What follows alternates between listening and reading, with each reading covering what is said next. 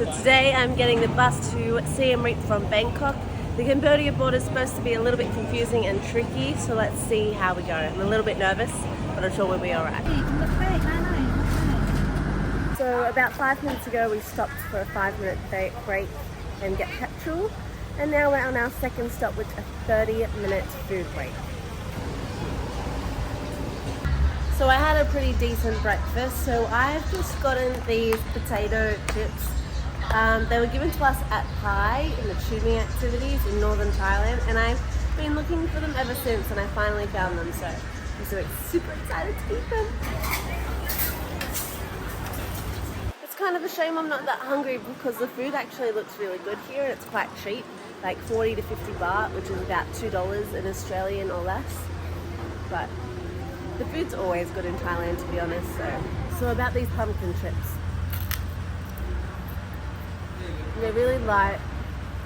They haven't got a lot of flavour. I think the first time I ate them I was a little bit drunk, so they tasted way better, but they're still nice. And they're a bit like those rice crackers you get at Chinese stores while you're waiting for your food.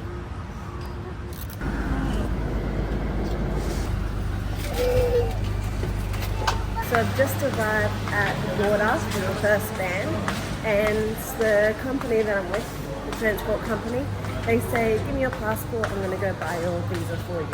But I was warned that they actually take a cut from this.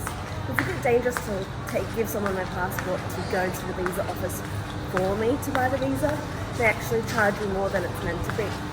So I demanded that I go to the visa office myself with my passport, so that it will be the actual price and I don't get scammed. So the travel company gave me this little pass, and now they're walking me to the border visa office. The guy from the travel company just explained that I've got to go to the end of Thailand, get my passport stamped, say I'm exiting Thailand, then walk about 20 meters further to the Cambodia office, get a stamp into Cambodia, then wait for the travel company's Cambodia van, because they obviously can't just drive straight from Thailand to Cambodia, to look at my tag and pick me up to take me into Siem Reap.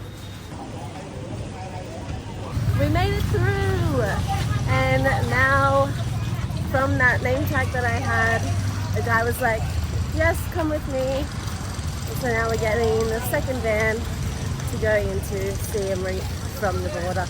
Now, of course, as soon as I walked out of the border office, I was offered a SIM card. A lady just handed it to me, a SIM card, which feels a bit scammy. She said it was about 200 baht, but I feel like maybe it wouldn't work or not. So we're just going to wait till we get into town and then figure out how to get a SIM card.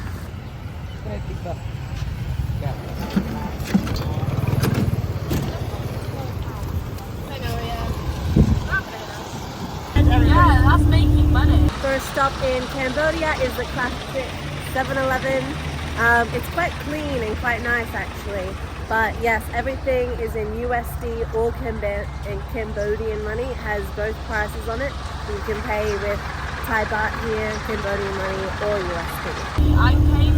I came to the club before I left work.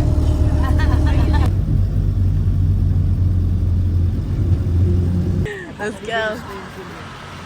So the bus dropped us off, and not where I was expecting to. I kind of booked accommodation close to where I was expecting to be dropped off, but we're quite far from there. And then there were some tuk-tuk drivers that were ready to take us. I said, how much? They said, up to you. So I guess we're going to find out how much I end up paying. So finally it made it to my accommodation in Cambodia. It's called the Chilled Backpackers. Literally staying there for like $2 and it has a pool, it's social, it has a restaurant, so it looks pretty good. But just on getting there, so from the tuk-tuk after we get off the bus, they say, yeah, pay as much as you want. So that means, I think it's just basically a tip that you're going to be giving them. I gave my tuk-tuk driver $1 when we got to the hostel. And then he was like trying to sell the Angkor Wat tour for the next day. And I said, I'll take your number and I'll look at what my hostel offers and compare and then get back to you. And then he tried to get me to download his WhatsApp number straight away, but I said, I don't have any internet, I don't have a SIM card. So then he was like, I take you to get a SIM card for free. I was like, okay. So he takes me to get a SIM card.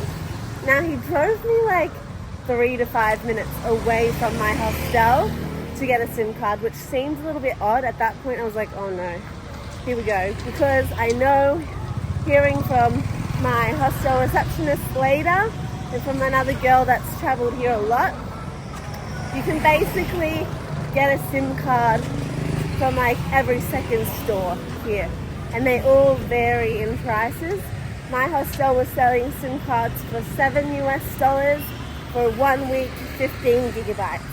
Now the store that my tuk-tuk driver took me to was selling, it looked a little bit fancier, it was selling 15 days with 30 gigabytes for $15.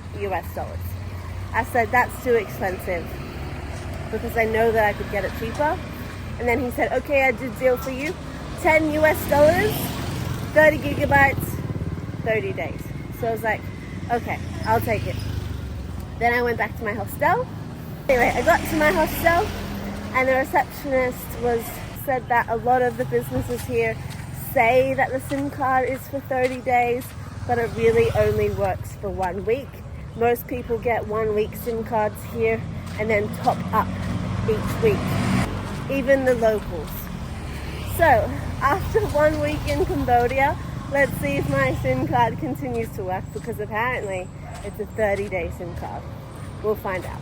Just wanted to update you all. It is now 2 weeks into my trip to Cambodia, and yes, my SIM card still works, so I wasn't ripped off. Yay! Alright, back to the video.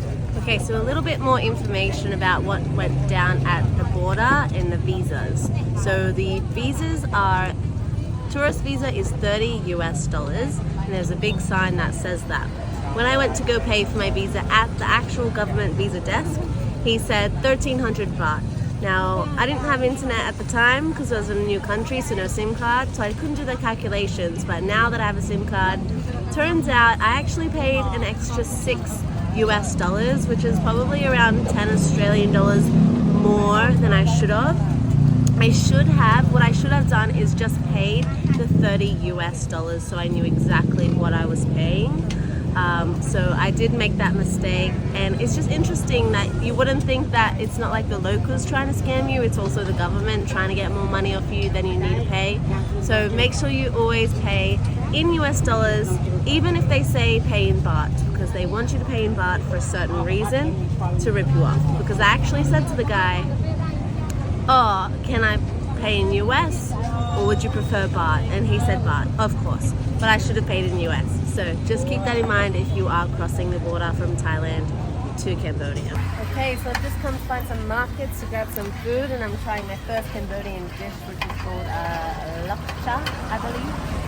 And I grabbed a pair of chopsticks, and the lady comes and she gives me these knives and she's like, spoon, spoon. I'm like, no, like, I got it, I can use them.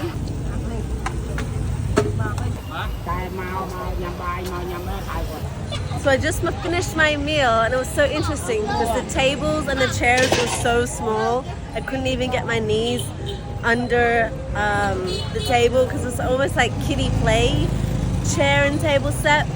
Anyways, my meal was $2.50 US, and they've given me $2 in US change, and I'm assuming 50 cents in their local currency. So a mix of change, which is quite interesting. Now I'm walking around town, and it seems like the average price for dinner is like $3 to $5 US. The cheapest is about $2.50. You can get a foot massage for $1. You can get a beer for 75 cents. So yeah, I love arriving to a new country or a new town and just walking around and kind of comparing the prices of everything, trying to figure out what's cheap, what's expensive, so that I know I'm not being ripped off and I'm getting my value and living as cheap as possible.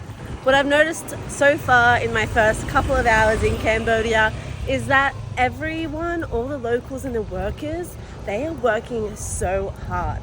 Like, I was eating dinner and the girl that cooked my food always had a smile, checked in with me to see how I was going, bring me a fork because she thought I wanted a fork, brought me salt and soy sauce.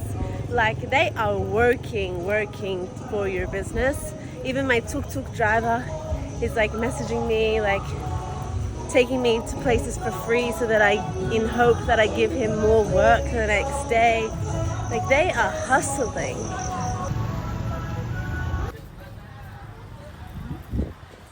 The markets in these Southeast Asian countries are just massive. Like, this is like a maze. I could get lost in here. There's nothing like this in Australia. Nothing. So I don't know if you guys noticed, but apparently ever since I ate dinner, I had something in my teeth. I was just looking at a menu at another little street food market, and the guy was like, "Oh, you have something in your teeth," and he went and he got me a napkin and he came back and he was like, "You have something not so beautiful in your teeth." Oh, so nice. Another thing that I've noticed here tonight is that there are a lot of kids working, like from the age of like 6. They're walking around, they're selling things, they're holding menus, they're hustling. So it's like a whole family is getting together to try and make money and survive. So fascinating. Very different to Thailand already, and it's just next door.